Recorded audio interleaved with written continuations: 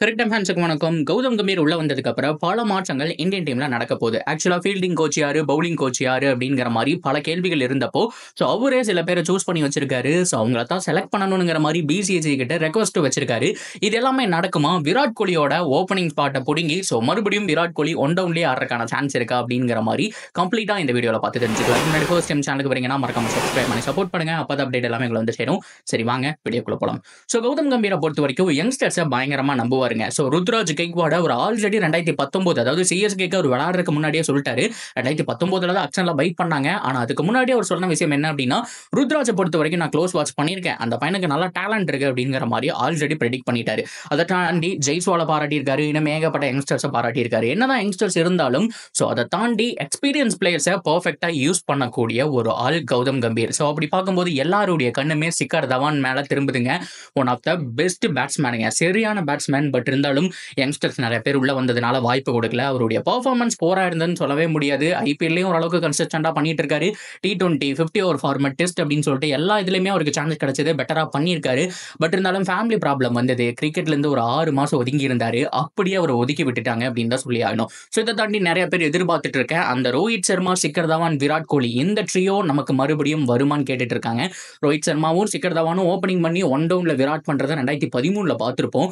என்ன ஒரு மேட்சுங்க, அதெல்லாம் இன்னும் கண்ணுக்குள்ளேயே இருக்கு. ஆஸ்திரேலியாவை பொழந்து கட்டினது, சாம்பியன்ஸ் ஆஃப் கிழிச்சு வீசினது அப்படின்னு சொல்லிட்டு 3 பேருமே கோட் பேட்ஸ்மேன் அப்படிங்கிறது மாற்றம் கிடையாது. இவங்க 3 பேருடைய ட்ரியோ மறுபடியும் வருமா? ஸோ இப்போ ரோஹித் சர்மா, விராட் கோலியை வந்துட்டு நம்ம ஓப்பனிங் பார்த்துட்டு இருக்கோம். ஆனால் 50 ஓவர் வேர்ல்ட் கப்ல இவங்க 2 பேரும் ஓப்பன் பண்ணவே மாட்டாங்க, 100% ஸ்கோர் பண்ண மாட்டாங்கன்னு தான் சொல்லி ஆகணும். இதுக்கான காரணம் என்ன அப்படின்னா, விராட் கோலி பொறுத்த வரைக்கும் லைட் புஷ் பண்ணி கொடுத்துட்டு அவுட் ஆயிடலாம் அப்படிங்கிற மாதிரி தான் வந்துட்டு இந்த ஒரு T20 வேர்ல்ட் கப்ல ஆடிட்டு இருந்தாருன்னு சொன்னோம். ஆக்சுவலா அந்த ரோல் ரோஹித் சர்மா ஓடியது. ரோஹித் சர்மா தடால் புடால் நடிக்கணும், விராட் கோலி 50 பால் பிடிச்சி 50 ரன் அடிச்சாலும் பரவாயில்ல, இது T20 கேமாவே இருந்தாலும் பரவாயில்ல, நீ கடைசி வரைக்கும் நிக்கணும் அப்படிங்கறதான் கேம் பிளானே. ஆக்சுவலா 50 ஓவர் ஃபார்மட்ல இது மாறும். ஏன்னா ஒன் டவுனை பொறுத்த வரைக்கும் 50 ஓவர் ஃபார்மட்ல விராட் கோலியை தவிர பெட்டரா ஒரு பேட்ஸ்மேன் ஆட முடியுமான்னு கேட்டா இந்த ஜென்ரேஷன்ல இன்னும் பிறக்கல அப்படின்னு தான் சொல்லி ஆகணும். ஸோ அந்த அளவுக்கு அந்த ஒன் டவுன்ல பயங்கரமா ஆடிட்டு இருக்கக்கூடிய மனுஷன் 50 ஓவர்ல பயங்கரமா கலக்குவாருங்க. ஸோ அப்படி பார்க்கும்போது அவருடைய ஒன் டவுன் பொசிஷனை நம்ம கை வைக்கவே முடியாது. ஸோ கண்டிப்பா one down position Gautam Gambhir விராட்டுக்கு தான் கொடுத்துருவாரு.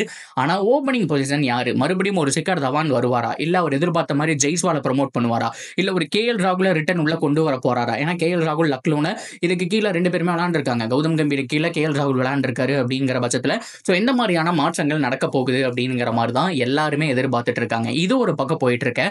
ஸோ கௌதம் கம்பீரை பொறுத்த வரைக்கும் இந்தியாவில் இருக்கக்கூடிய இன்னும் ஏகப்பட்ட கோச்சஸ் எல்லாம் எனக்கு வேண்டியதில்லை, நான் வெளியில இருந்து கொண்டு வரேன் அப்படிங்கிற மாதிரி, எனக்கு மானே மார்கள் வேணும் அப்படிங்கிற மாதிரி எழுதி கொடுத்திருக்காரு. எஸ், இதே லக்னோல தான் அவருக்கு கீழே தான் மானே மார்களும் இருந்தாரு.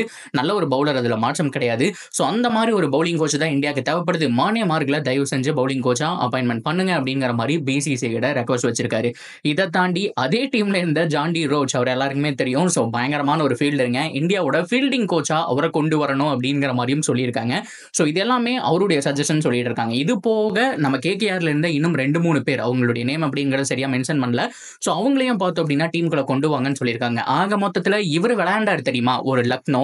ஸோ அதை தாண்டி ஒரு KKR, இதுக்குள்ள இருக்கிற பிளேயர்ஸை மட்டுமே ஒரு செலக்டிவா எடுத்து கோச்சா அப்பாயின்மெண்ட் பண்ணணும் அப்படிங்கிற மாதிரி ரெக்வஸ்ட் பண்ணியிருக்காரு.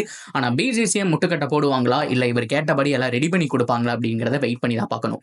ஆக மொத்தத்தில் மனுஷன் பெரிய சம்பவம் ஒன்று பண்ண போறாருன்னு நினைக்கிறேன். ஸோ ஓப்பனிங்ல கண்டிப்பா மாற்றம் நிகழும், மிடில் ஆர்டர்ல மாற்றம் நிகழும். ஸோ இந்தியன் டீம் உடைய அந்த அணுகுமுறையை மாற்ற போறாரு கௌதம் கம்பீர் அப்படிங்கிற மாதிரி தான் சொல்லி ஆகணும். ஏன்னா இவருடைய கோச் ஸ்டைல் அப்படிங்கறது வேற மாதிரி இருக்குங்க.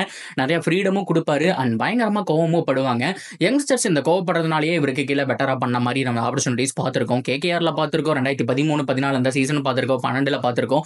ஒரு மன்விந்தர் பிஸ்லா மாதிரியான பிளேயர்லாம் பார்த்தோம் அப்படின்னா சாதாரண பிளேயர், அவர்லாம் என்ன ஒரு பிளேயரானுங்கிற மாதிரி தான் கேட்க தோணுச்சு. ஆனா CSK கூட ஃபைனல்ல பொழந்து கட்டுவாரு. அதுக்கு காரணம் ஒரு GG தான், நீ போய் ஆடுப்பா அப்படிங்கிற ஒரு முன்னுரிமை கொடுத்தாரு. சூரியகுமார் யாதவ் எத்தனை பேருக்கு தெரியும்னு தெரியல. ஸோ அவர் வந்துட்டு ஃபர்ஸ்ட் KKRல இருக்கும்போதே பயங்கரமா ஆடிட்டு இருந்தார் மிடில் ஆர்டர்ல. அண்ட் மும்பை இந்தியன்ஸ் வந்ததுக்கு அப்புறம் பயங்கரமா ஃபேமஸ் ஆனாரு. ஸோ கௌதம் கம்பீரை பொறுத்த வரைக்கும் யங் டேலண்ட்டை விரும்புவாரு அண்ட் எக்ஸ்பீரியன்ஸை பர்ஃபெக்டா யூஸ் பண்ணுவாரு. ஸோ ஒன்ஸ் அகைன் இந்தியாக்காக இவர் யூஸ் பண்ண போறாரா அப்படிங்கிறது எல்லாத்தையும் நம்ம பொறுத்து இருந்தா பார்க்கணும். ஸோ மற்றபடி இந்த விராட் கோலிக்கும் கௌதம் கம்பீருக்கும் சண்டை அந்த மாதிரிலாம் போயிட்டு இருக்கு. எஸ், செட் ஆகுமா அப்படிங்கிறது கொஞ்சம் டவுட் தாங்க. ஏன்னா என்னதான் வந்துட்டு போன மேட்ச்ல சிரிச்சு பேசி எடுத்துக்கிட்டாலும் அடிக்கடி சண்டை, சச்சரவு அப்படிங்கிற மாரி போயிட்டு இருக்கு. ஸோ அந்த பழைய நினைவுகள்லாம் வந்து போகும். பட் என்ன பண்ண போறாங்க? ஸோ அவருக்கு கீழ விராட் எப்படி விளையாட போறாரு?